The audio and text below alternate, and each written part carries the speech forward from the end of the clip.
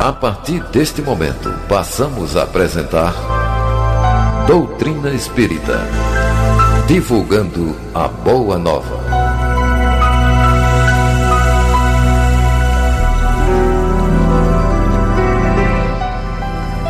Todos sabemos que, depois do túmulo, há simplesmente a continuação da vida, e que o céu e o inferno residem dentro de cada um de nós. Daí, os atributos humanos, tais como virtudes e o defeito, a manifestação sublime e o impulso animal, o equilíbrio e a desarmonia, o esforço de elevação e a probabilidade da queda, nos acompanharem onde quer que estejamos, quer na terra, quer no mundo espiritual. Espírito André Luiz. Bom dia, queridos ouvintes e internautas. Que a graça de Deus alcance nossos corações. Em Camaragibe, Pernambuco, são 11h02, sábado, 30 de agosto de 2025. Eu sou Clênio Barros e, através da Rádio Guarani Digital, estaremos juntos até às 12 horas, apresentando o programa Doutrina Espírita, de número 1451, com a participação de Zé Gaviquei e Virgínia Barros, aqui no estúdio e nas recepções de suas ligações.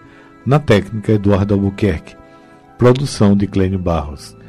As atrações de hoje iniciam com a mensagem para nos harmonizar. Após a morte, do CD Momento Espírita, volume 17, faixa 2. Logo depois, vamos abraçar vocês, ouvintes e internautas que participam conosco, aos sábados, ao vivo, e em especial aos aniversariantes da semana. Segue o Minuto Mediúnico com o tema O Espírito após seu desenlace.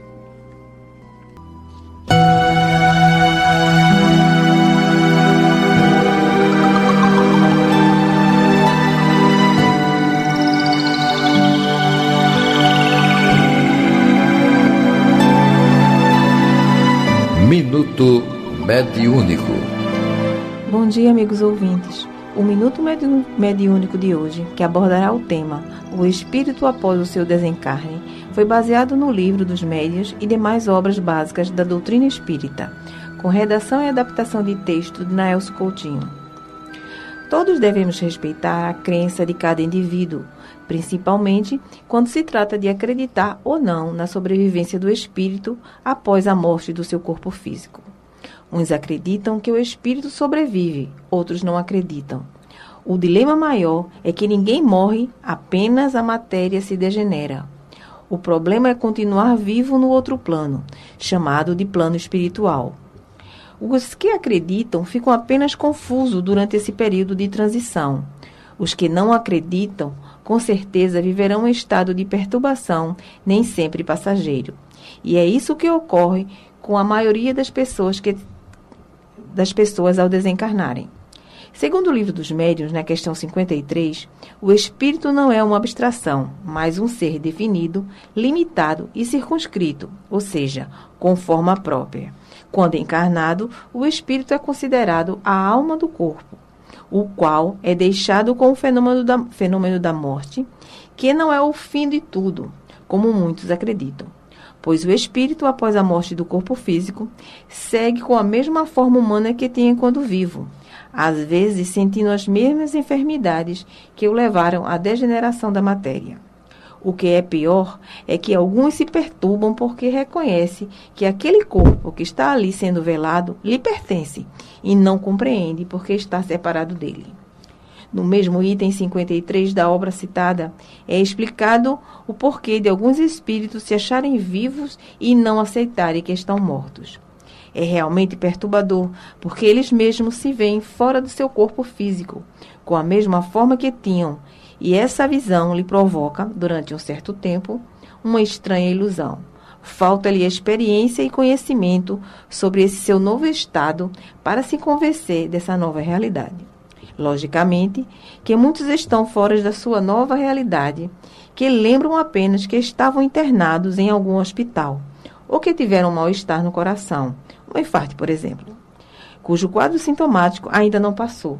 E são muitos os quadros sintomáticos, face à sua ligação forte com seu corpo material. Ainda na questão 53 da citada obra, é explicado que os espíritos, quando se livram desse primeiro momento de perturbação, o corpo físico lhe parece como uma velha roupa de que se despirar e que não querem mais usá-la. Sentem-se mais leves e como se estivessem livres de um grande fardo, que é o corpo físico.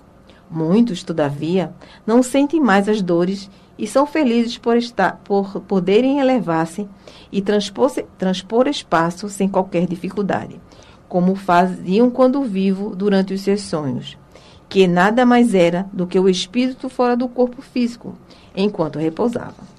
Concluindo esse pequeno estudo sobre a situação do espírito após o seu desencarne, esclarecemos, segundo ainda a obra citada, que alguns espíritos, mesmo fora do corpo físico pelo fenômeno da morte ou desencarne, comprovam suas personalidades e sua forma humana, a qual não lhe importam nem lhe embaraça, pois tem consciência de sua imortalidade e de sua individualidade. Alguns, porém, estão bastante materializados a ponto de não distinguirem sua realidade espiritual, pois, além da perturbação que enfrenta, sente ainda as mesmas dores e enfermidades e sustentam as mesmas viciações que o levaram ao desencarne. Pensemos nisso. Caro ouvinte, não sinta solidão e escute a Rádio Guarani, que continua semeando Jesus no coração do homem. Que brilhe a vossa luz e até o próximo sábado. Estamos apresentando Doutrina Espírita, divulgando a Boa Nova.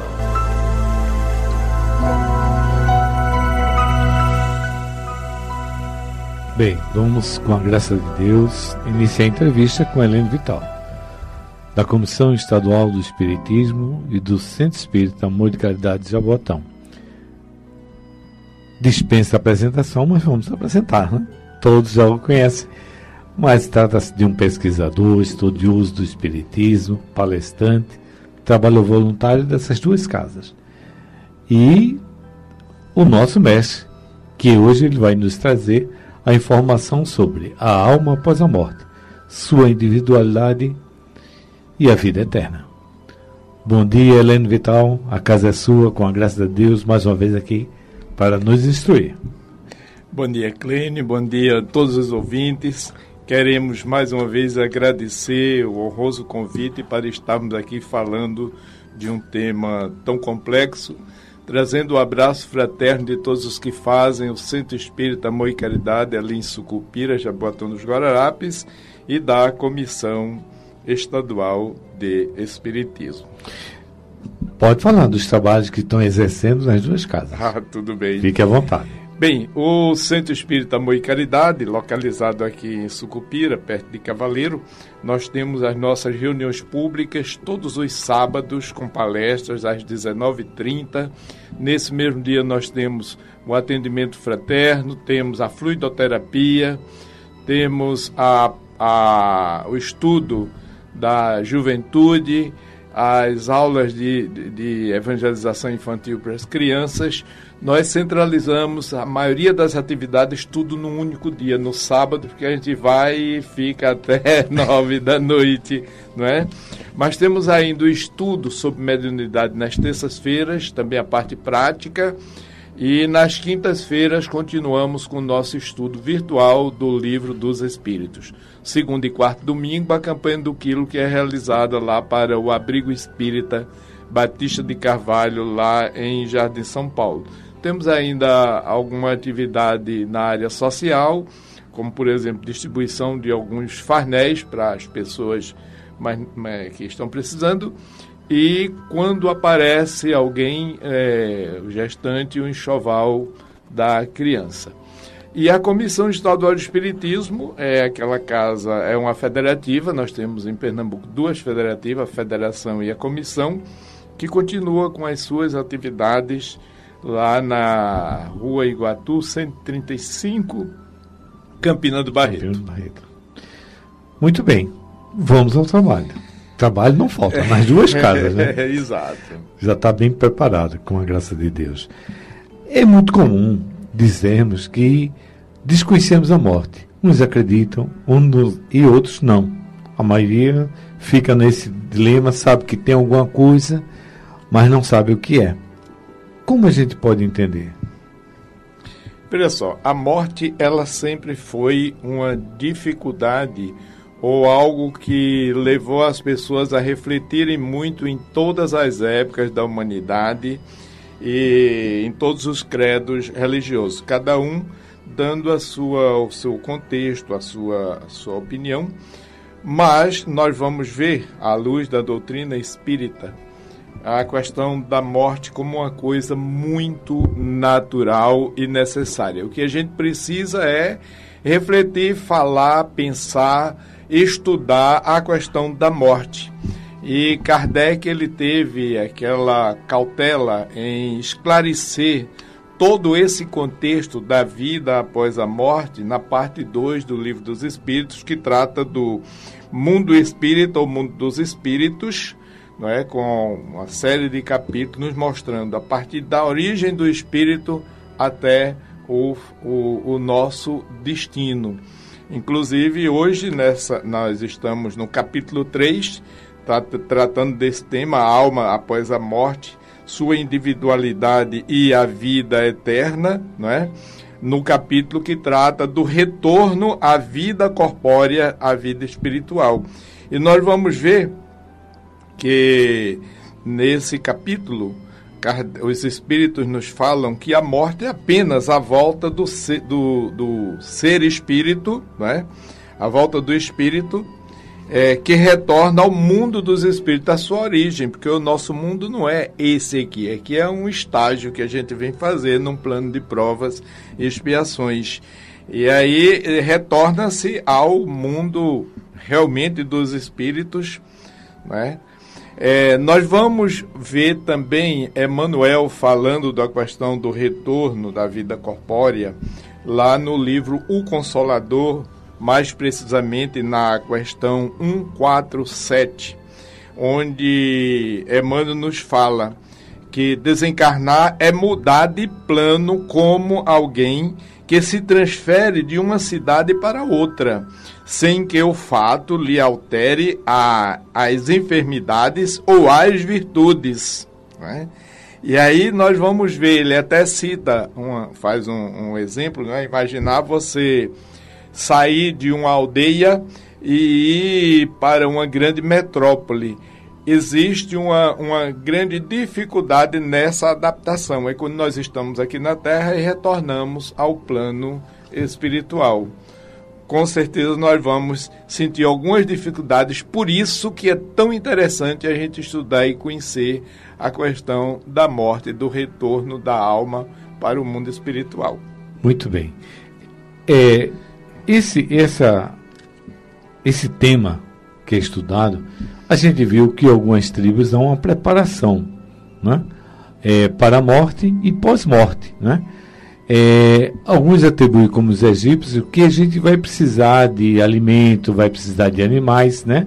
E até alguns escravos ou serviçais mais próximos desencarnavam obrigatoriamente junto com o seu, vamos dizer assim, seu dono, que era seu amo, né? E quais são? Existe essa preparação? Hoje, nos nossos tempos, é muito comum, quando a gente está próximo, está vendo que através de uma patogenia ou a idade avançada, a gente diz, não, vou fazer o testamento, vou dar tudo aos parentes, ou à igreja, ou ao templo, se preparando para a morte. Mas quais são os bens que a gente tem que doar ou levar? Bem, nós sabemos que os bens materiais são bens materiais. Eles todos ficam aqui na Terra, nós não levamos nada. Por mais que o homem tenha ganância em recolher, em acumular bens materiais, nós sabemos que não levamos nada. Minha avó, ela sempre dizia que caixão de defunto não tem gaveta. E nem mortalha, que era a roupa que a gente vestia quando morria, não é? Sim. Quer dizer, vestiam na gente. Era uma roupa apropriada, e por sinal minha avó na época era costureira, e era quem costurava aquele roupão branco para as pessoas. E ela dizia, olhe, A roupa de defunto não tem bolso, viu? Fica tudo aqui na terra. Era uma sabedoria dela, né? Minha avó era uma pessoa que nunca frequentou escola, mas tinha alguns insights muito interessantes. Mas nós vamos ver lá no Livro dos Espíritos, nesse mesmo capítulo, na questão 150b, né?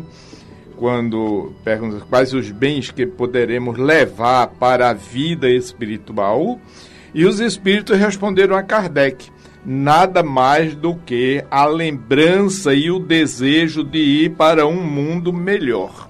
Isso é, quando a gente se prepara, quando a gente tem consciência disso, de onde veio, o que estamos fazendo aqui e qual será o nosso destino. Quando a gente não tem, a gente não espera nada, a gente só tem medo, que a gente vai falar mais na frente, não é? Essas lembranças, elas são cheias de doçura ou amargura. Vai depender também da minha conduta, da minha vivência evangélica. E isso não quer dizer que essa diferença seja para aqueles que não têm nenhuma religião, é uma amargura, para aqueles que têm uma religião, é uma doçura. Porque muitas vezes você tem frequenta um templo, tem uma religião, mas você não vivencia. Não procura fazer a sua mudança atitudinal. Então, quando chega do outro lado, a disparidade é grande. A gente percebe, por exemplo, nas reuniões mediúnicas, às vezes espíritos que tiveram uma vida assim, muito religiosa aqui na Terra e chegam na reunião mediúnica em sofrimento, procurando o céu, procurando aquele espaço que foi prometido, e só encontra sofrimento, amargura. Por quê? Porque era apenas, como a gente diz, só uma capa. Ele vivia naquele templo, mas não vivenciava o que era ensinado. Mas aí os espíritos continuam nos falando aqui que essa doçura, essa amargura é segundo o que faz na vida. Quanto mais pura, mais compreende a futilidade do que deixou na terra. Interessante, Clênio, é que eu já presenciei pessoas, espíritos, numa reunião mediúnica, chegando preocupado com tal objeto que ele... uma certa feita numa reunião mediúnica, fazia mais de 80 anos que o indivíduo estava desencarnado, mas estava lá velando os móveis que ele tinha, que ninguém podia tocar, arraigado ali à matéria. Vê que sofrimento desse espírito por falta de esclarecimento, né? Nós só levamos para o mundo espiritual o bem que fazemos aqui na Terra. Muito bem. Quando você fez essa explanação, né, substanciosa dessa conotação, a gente fez lembrar do Bom Samaritano. Mas você lembrou também que era importante a gente ter o conhecimento para que do outro lado, através da religiosidade e do conhecimento, a gente se preparasse. Então, nós espíritas, quando a gente desencarnar, vai ser uma maravilha, né? Porque a gente acredita na reencarnação e a gente vai estar com todo o crédito, não, em dia. Nos confirme. Olha, o próprio livro dos Espíritos é feita essa pergunta, se para os espíritas é mais clara essa questão. Pode ser e não. É aquilo que a gente já disse, depende da vivência. Muitas vezes nós somos só uma capa, não é? Então vai depender do espírita que você é, ou do cristão que você é. Não importa a sua religião. Lógico que o espiritismo nos dá uma outra ideia, uma outra noção de tudo que acontece no mundo espiritual. É só a gente entender, compreender, estudar e com certeza vai ser bem melhor, mas vai depender de cada um. Agora veja bem, é quase unanimidade o medo da morte. O segundo lugar é o medo dos espíritos, porque muita gente não acredita em espírito desde que ele não apareça, né? Uhum. Então, de onde vem esse medo da morte? O medo da morte, ele vem exatamente do desconhecimento da vida futura, né? Existe uma série de questões, como, por exemplo, o medo do desconhecido. Você não tem certeza absoluta de tudo como vai ser. Até nós, espíritas, não temos a certeza absoluta, assim, na nossa cabeça de como vai ser quando eu chegar do outro lado, porque a gente conhece o que a gente lê nos livros, o que a gente vê nos filmes, mas eu, por exemplo, quando você nos convidou para vir falar sobre a vida depois da morte, eu digo, meu Deus, eu estou frito. Eu não lembro como é que foi quando eu estava lá na erraticidade. Aí eu tive que me valer de Allan Kardec, de Emmanuel, né, das obras espíritas. Nós vamos ver em uma obra chamada O Céu e o Inferno, que faz parte da coletânea da codificação kardeciana, é o 4º livro, que nos traz uma série de informações muito interessantes sobre a questão da morte, do céu, do inferno, dos anjos, dos demônios, tudo aquilo que acontece depois da morte. E tem aqui, no capítulo 2, causa do temor da morte, né? Razão porque não teme os espíritas. Mas veja só, é aquilo que a gente falou, vai depender da sua vivência. E Kardec nos fala aqui, esse temor é um efeito da sabedoria, da providência, ou seja, há uns, consequentemente, do instinto de conservação, comum a todos os seres viventes. Ele é necessário enquanto não se está suficientemente esclarecido sobre as condições da vida futura. Uma das coisas que vai facilitar muito, ou a gente temer ou não, é a gente ter uma ideia, noção de que com a vida, com o extermínio do corpo físico, nada acaba e que existe uma vida futura. E outras nuances que a doutrina espírita nos fala sobre as leis de causa e efeito, não é? Eu encontrarei aquilo que eu construí. E isso vai me dar uma visão bem mais propícia. Assim é que, diz aqui no livro no livro Céu e Inferno, não é? Assim é que nos povos primitivos o futuro é uma vaga intuição. Mais tarde, torna-se mais simples, né? E aí, uma coisa interessante é a certeza apenas atenuada por secreto apego à vida corporal. Uma das coisas que a gente tem muito medo é por conta desse apego que a gente tem aqui na Terra, das coisas materiais. O medo de perder a convivência, porque nós temos o instinto da posse, até com as pessoas. O meu filho, a minha esposa, a minha mãe, o meu pai, a minha vida, meu amigo, a minha vida, até apego à minha vida, como se os outros também não tivessem vida. Então tudo isso nos leva a temer um pouco a morte. Dentro dos temores da morte, podemos assim dizer, uma das grandes preocupações é como se morre, né? Os tipos de morte. E quando morre, como é essa dor? Vai depender do tipo de morte, a dor. Quais são os relatos nas mesas mediúnicas que trazem do sofrimento da morte em si? Veja só, segundo narram os espíritos, a morte em si, ela não dói, não existe uma dor, não é? O corpo sofre frequentemente, mais durante que no momento da morte. Neste, a alma não toma parte. E aí nós recorremos novamente ao capítulo 2 do Livro dos Médiuns sobre as causas da morte, principalmente no item 2, não é? O sofrimento que experimenta algumas vezes no momento da morte são um prazer para o espírito que vê chegar ao fim de um exílio, ou seja, nós vivemos aqui presos ao corpo físico, nós fomos exilados do mundo espiritual para um plano de provas e expiações, para uma experiência, para um aprendizado, para uma escola de transformação moral íntima de cada um. Então a gente vive aqui preso.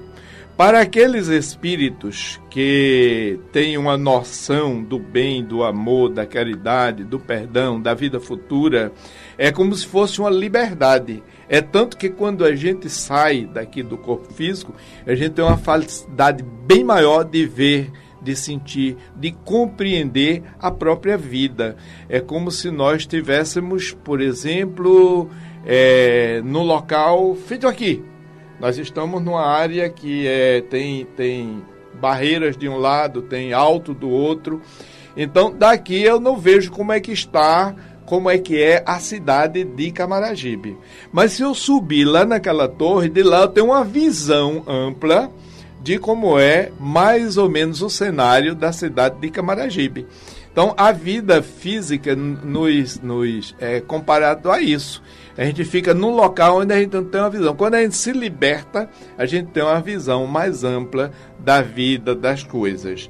Mas isso vai depender também do desprendimento material nosso. Porque, eu citei há pouco tempo o caso do rapaz, do senhor, que vivia há mais de 80 anos numa sala preso a um móvel de estimação que ele tinha que ninguém podia tocar.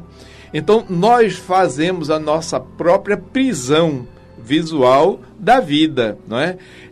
O Evangelho, segundo o Espiritismo, também fala, nos orienta sobre o desprendimento dos bens materiais. Então, enquanto a gente tiver esse apego tão ferrenho às coisas terrenas, tudo vai ser mais difícil para a gente perceber. Logo, a morte, na morte natural, por exemplo, por idade, quando o indivíduo chega a uma determinada fase da vida, onde o corpo ele já chega a uma condição de não mais continuar vivendo, na morte natural, a gente vê isso como se fosse uma lâmpada que apagou por falta da corrente elétrica. Então, o desprendimento. Então, você não vai sentir dor, você não vai sentir nada. A gente vê que tem determinadas pessoas que desencarnam, que as pessoas costumam dizer, poxa, o cadáver está lá ainda, antes do sepultamento, e ele está com aquele olhar tranquilo, aquele semblante tranquilo. Isso não é uma regra geral, mas pode ser que ele deixe as impressões no corpo da tranquilidade que ele está sentindo em chegar no mundo espiritual. E muitos chegam até a dar comunicação, dependendo do estado evolutivo do indivíduo, durante o próprio cerimonial do enterro. Sim, sim. Né? E outros passam anos para perceber que saíram da Terra. Muito bem. E esse apego material se dá também com apego de familiares, de amigos, de filhos? Isso acontece ou é só com a materialidade? A tudo. Porque quando eu tenho aquele espírito egoísta, não é? Ou de apego às coisas, muitas vezes isso vira, como nós chamamos, ou podemos entender como uma obsessão. Tem pessoas que partem do mundo físico para o mundo espiritual com apego tão grande às pessoas que deixaram que passa a obsidiá-las. Ou pode acontecer também do apego àqueles que foram, não é? Às vezes a mãe que fica lamentando, chorando o tempo todo, reclamando, guarda as roupinhas ou as roupas, se for grande, né? Ou do esposo, os bens materiais, segura tudo ali, aquilo que é lembrança, passa anos e anos velando aquilo ali como se fosse, como ela também um dia não fosse deixar. E isso traz sofrimento. para as pessoas que estão aqui e para aqueles que desencarnaram, porque é como se fosse uma espécie de obsessão, pensamento ligado àqueles que se foram, muitas vezes dificultando a trajetória do espírito no mundo espiritual. Quer dizer que nós atrapalhamos também a ele? Muito, muito, muito. O que nós devemos fazer, às vezes a gente encontra pessoas, chega nas instituições para atendimento fraterno, as pessoas em desespero. Não, porque faz 5 anos que minha mãe partiu e até hoje eu não aceito, até hoje eu não aguento essa separação. E muitos chegam até quando sabem que numa reunião mediúnica a gente pode ter informação. Eu queria saber como é que ela está, eu queria falar com minha mãe. Quer dizer, coitado daquele espírito no mundo espiritual, porque é aquele filho que ama tanto, mas é um amor egoísta, um amor de apego, um amor de posse mesmo. E isso vai provocar sofrimento naquele que está no mundo espiritual. A própria morte é a liberdade daqui da Terra. Então, o pensamento é força. E a gente ficar amarrado pelo pensamento dos entes queridos que ficam aqui na Terra é um sofrimento. E aí, para a gente conversar com a pessoa, orientá-la, dizer o que é que tem que ser feito, às vezes é difícil. E só com o tempo, e quando a pessoa quer, não é? Que compreende, começa a estudar a doutrina espírita, vai trabalhando o seu desapego e vai facilitar o andamento, não é? A trajetória daquele que foi. Então não é só as coisas materiais, é as coisas espirituais, porque tem gente que sofre muito com a perda, entre aspas, não é? O desencarne de um ente querido. Muito bem. Na literatura espírita, né, alguns livros de André Luiz, através da psicografia de Chico Xavier, e mesmo na codificação, diz o seguinte, que deveríamos nos preocupar mais com aqueles espíritos que estão nascendo do que chorar pelos que estão desencarnando. Dá para ajudar essa compreensão, por favor? Veja só, se a gente tivesse uma compreensão da vida de uma forma mais ampla, o correto seria isso. Porque nós sabemos que quando o espírito vem à Terra, quando ele sai do mundo espiritual e é exilado aqui num plano de provas e expiações, todos aqueles que convivem com ele, inclusive os familiares de outras encarnações, porque nós carregamos às vezes essa simpatia, todos ficam preocupados. E ficam, não é chorando, mas pedindo a Deus, naquela preocupação de como é que vai ser. É feito um filho nosso, quando sai de casa, atinge a maioridade e viaja para um país distante, para um curso, ou vai morar ou trabalhar.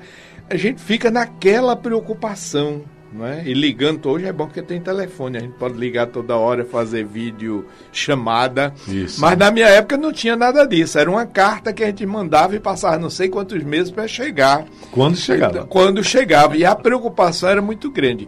Do mesmo jeito é o espírito quando vem para a Terra. Ele vive aqui e quando chega a hora de voltar, dependendo da conduta e da vivência desse espírito, ele vai levando uma bagagem, entre aspas, de conhecimento, de ações positivas que fez no bem.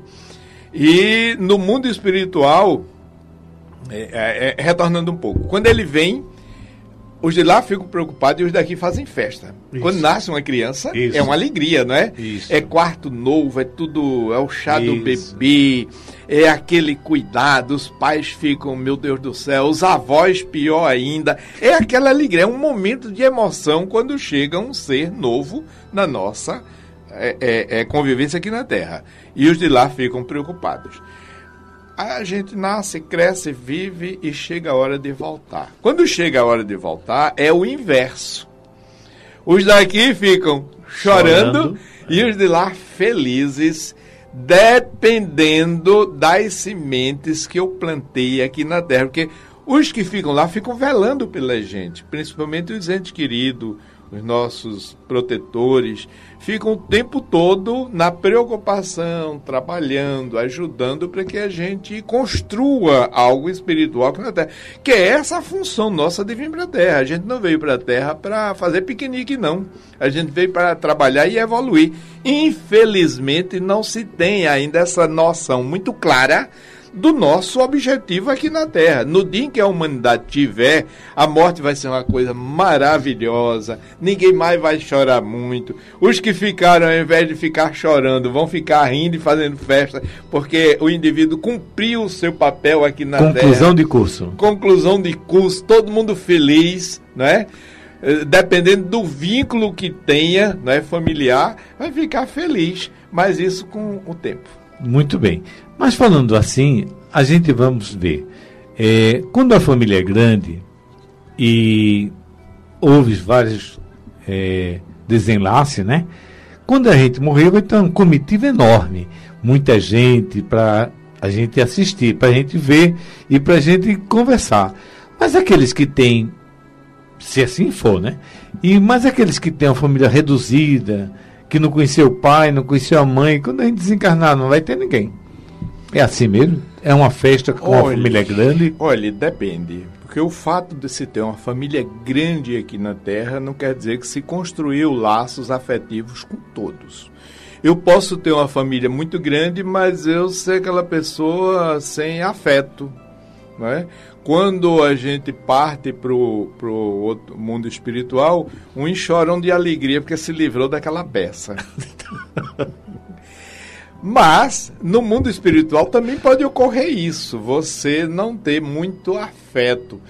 E às vezes você tem uma família pequena, reduzida, um irmão, um pai, uma mãe, um tio, mas no mundo espiritual você deixou uma família espiritual muito grande.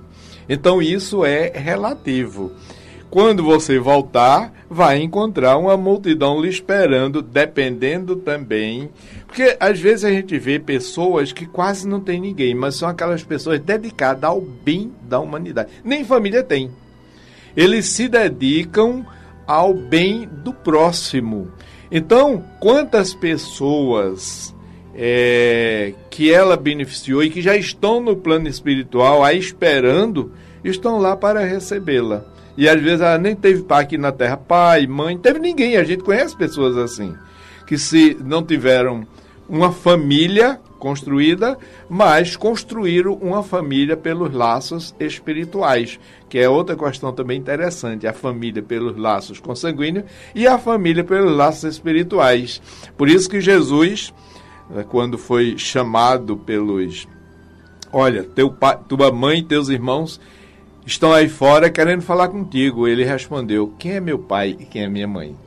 Se não interpretar isso direito, dá a impressão que Jesus não estava valorizando a família.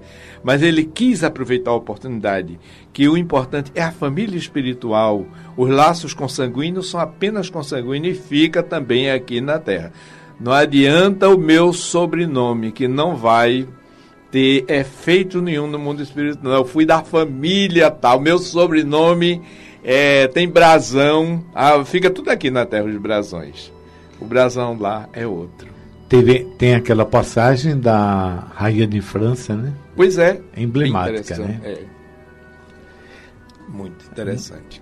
Me diga o seguinte, você, diante de todo o estudo até agora, teve um embasamento de vários livros, citou vários livros da codificação, sem ser da codificação. Então, esses livros são voltados somente para quem é espírita. Só pode ler quem é espírita? Como é que isso se desenvolve, esse conhecimento todo? A literatura espírita é muito abrangente. E os espíritos não iam escrever ou ditar ou intuir alguém para escrever algo. Até porque quando Kardec iniciou pelas obras da codificação, nem espírito existia. Então foi para os não espíritas. Circunscrever hoje na família espírita é só uma questão didática. As informações dos espíritos é para a humanidade. No mundo espiritual, a gente não há a preocupação de quem teve tal crença, tal segmento, tal igreja, e sim quem realmente viveu para o amor, porque Deus é amor. Jesus, Buda e outros líderes religiosos, eles a gente diz assim, não, eu sou cristão porque é o caminho verdadeiro, embora Jesus tenha dito, eu sou o caminho, a verdade e a vida. Mas os outros também disseram, porque só não existe Jesus na escala espiritual que ele alcançou. Existem inúmeros espíritos trabalhando pelo progresso da humanidade. Quando a gente lê as obras de Manuel Filomeno de Miranda, é Manuel Filomeno de Miranda, meu Deus? É o baiano, não é? Sim.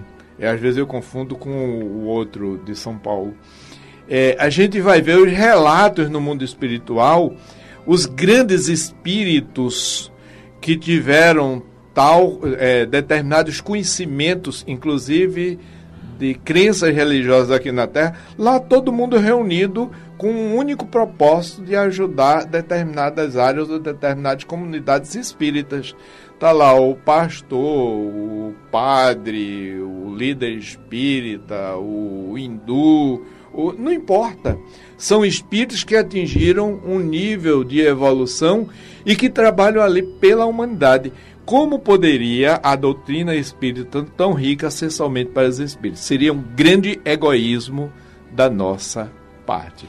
A doutrina espírita é para todos. Quer dizer que essa literatura pode ser lida, ninguém vai se contaminar, não vai querer ser espírita, não vai mudar de religião. É um instrumento de compreensão. De compreensão. Ah, mas eu sou de tal igreja. Continue na sua igreja, acreditando naquilo que você acredita. O espiritismo, o espírita também lê a Bíblia? Que você fez algumas citações. A doutrina espírita, ela tem um tríplice aspecto: filosófico, científico e moral ou religioso. E a parte moral, Kardec escolheu quem? O quê? Os ensinamentos de Jesus, né? Para fazer a parte, eu não diria religiosa, religião didaticamente falando, mas a parte moral do espiritismo está pautada, calcada nos ensinamentos de Jesus, nos ensinamentos cristãos.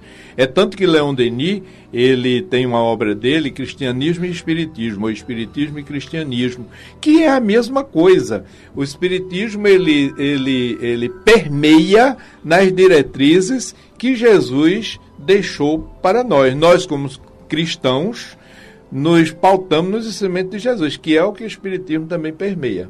Muito bem. Quando a gente pensa nessa religiosidade, você colocou que no desenlace vamos estar de acordo com o nosso perfil mental, assim dizer, as nossas vibrações.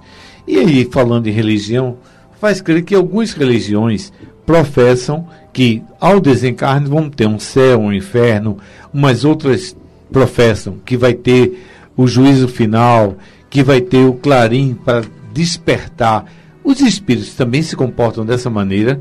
Aqueles que acreditam que vai ser uma trombeta que vai despertar, como é que eles se comportam do outro lado?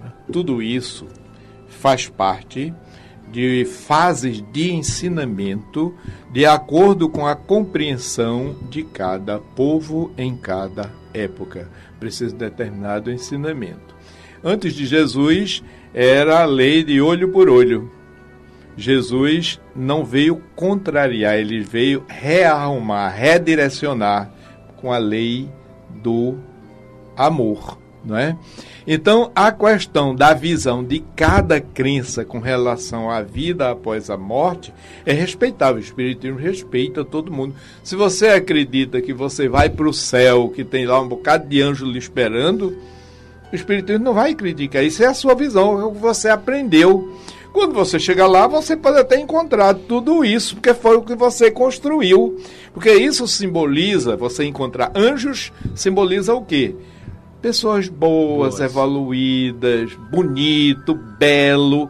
E a vida tem esse lado feio e o lado belo. É a representação alegórica e simbólica das coisas. Mas para o mundo espiritual, tudo isso são categorias, fases didáticas de aprendizado aqui no mundo que vivemos. Muito bem. E como é que a gente pode entender que você, no momento, disse que esse conhecimento do desenlace vai ser de parte a parte, de pessoa a pessoa? E chegou a falar que existe espíritos que não têm consciência que morreu? Tem. Que passa anos? Passa anos sem entender que morreu. Não é imediato, não. Morreu, já acredita não, que... nem todos. Nos ajude. Veja só, muitas vezes o espírito chega numa reunião mediúnica, por exemplo, que é o nosso laboratório e a base que a gente tem de comprovação das coisas, e muitas vezes eles chegam conversando como se a vida estivessem vivos, e já faz anos que desencarnaram. É tanto que, às vezes, aquele espírito é induzido, de acordo com o que ele apresenta, a ele presenciar o seu funeral, que já aconteceu há não sei quantos anos. E isso não deve ser uma prática de induzir ninguém numa reunião mediúnica que ele já morreu. Isso são casos específicos, quando coaduna com o entendimento e a necessidade e até a inspiração dos amigos espirituais para poder ele entender. Casos em que precisa o espírito ver, quando ele começa a ver, mas eu estou vendo a minha mulher ali chorando, aquele caixão é de quem? Aquele povo que está ali. Então ele é levado como uma rememoração do que já passou, para que ele entenda que ele não está mais no corpo físico. Relembrando, isso não é uma técnica que se faça com todos aqueles que chegam na reunião mediúnica, porque o indivíduo tem pavor à morte, não quer nem saber, é aquele que bate assim na mesa quando alguém fala morte. Aí você chega na reunião mediúnica, meu irmão, você já morreu, ele sai numa disparada, aí vai terminar morrendo de novo. Então a gente tem que ter cautela com isso. Mas existem casos que você precisa de algumas técnicas para a pessoa perceber que não está mais no mundo físico, no mundo espiritual. Por isso que nas reuniões mediúnicas e as reuniões no plano espiritual também acontece isso. Muito bem. Estamos chegando à finalização do programa, mas tem uma colocação bastante interessante que alguns críticos dizem que somos masoquistas porque fazemos apologia à dor, que somos apologistas da morte porque não temos medo, e parece que a gente fala com essa tranquilidade, com esse sorriso, não é? Olha, e tem algumas religiões, como no México, que a gente caracteriza, que tem o dia da morte, daqueles festejos, tudinho. Mas, diante de tudo isso, somos apologistas da dor e da morte? E suas considerações finais, aí faça o arremate. Veja só, eu não vejo por esse ângulo de você fazer apologia à morte nem à dor. A dor, ela é uma bênção que Deus nos envia para que a gente possa redimir. A dor é necessária, mas a dor não é coisa boa. Eu não gosto de dor, né? E eu não conheço nenhum espírito que eu adoro sofrer. Não, o sofrimento ele tem o seu propósito. Leon Denis fala isso lá no Problema do Ser, do Destino e da Dor. É a mesma coisa que a morte. Não, a morte, eu quero... Porque se alguém dissesse, quer morrer agora? Não, quero não. Eu já tenho 73. Vamos deixar para amanhã, né? Terça-feira eu estou fazendo 74, eu quero completar 74, a não ser que esteja dentro dos meus planos, não é? Mas o espírita, ele não encara a morte, não, a gente deve estudar para encarar como uma coisa natural. Mas a gente chora quando perde um ente querido, a gente sente falta, mas a gente não blasfema e nem fica reclamando de Deus por isso. A gente encara de uma forma natural, aquela saudade natural que a gente tem com o afastamento de dois seres que convivem ali, não é? É interessante que a gente encare tudo isso com muita naturalidade. E para encerrar, para concluir a nossa conversa, eu quero mais uma vez agradecer a todos, em nome da Comissão Estadual de Espiritismo, do Centro Espírita Amor e Caridade, parabenizar pelo 1451 programas persistindo aqui nesse trabalho maravilhoso.